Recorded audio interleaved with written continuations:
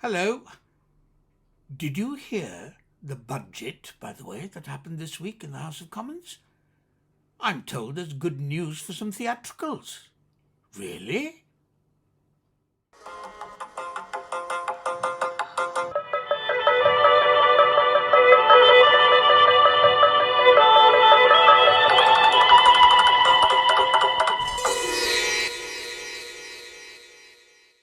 Welcome to my chinwag, number 5. Yes, as you know, these little musings are about matters that interest me. As I was saying, it is quite extraordinary, but apparently theatre tax relief has been frozen by the Chancellor permanently. Well, that sounds like good news, at least to one half of the profession, because, it has been highly praised by conservatives like Andrew Lloyd Webber, of course, but also left-wingers like Sonia Friedman, and people whose politics I don't really know about, but producers like Cameron McIntosh, because it means the costs of the theatres is lessened, which means hopefully more work for us actors. But what does Equity think about it all? I saw this morning that Equity, together with Bectu and the Musicians' Union, was complaining loudly that the trade unions are not included in the government's plans to discuss cultural education.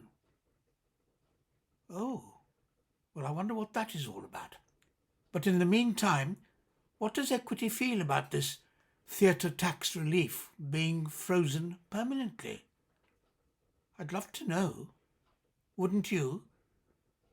I'm not a conservative, nor am I with any of the opposition parties, so I'd be very interested to see what His Majesty's opposition, or the Labour Party, that is, or the Green Party, or Reform, or Respect, or whoever they are, whether they're going to match the government's generosity towards the theatre.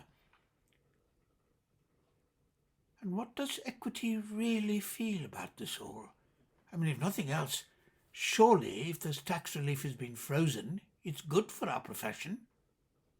Or is it?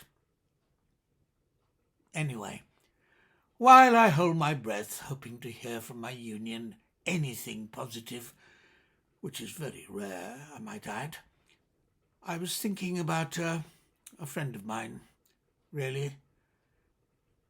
You see, a dear friend of mine, mourning the very recent loss of a significant other, reminded me of a few words while granting me the privilege of reading those words on his behalf.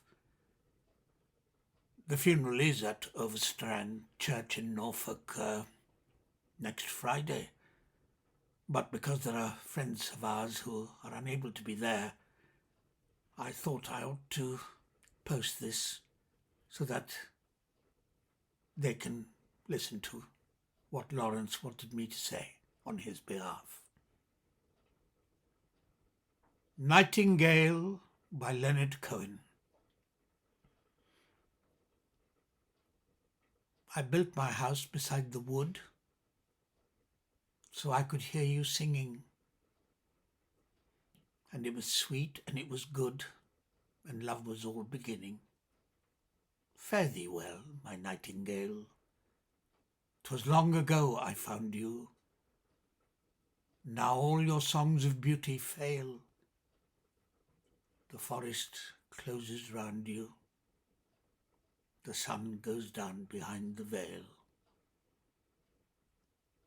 'Tis now that you would call me. So rest in peace, my nightingale, beneath your branch of holly. Fare thee well, my nightingale. I lived but to be near you.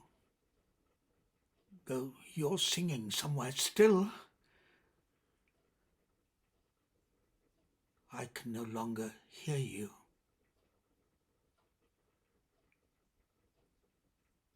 Farewell, Sue, and thank you, Lawrence, for granting me this privilege. Goodbye.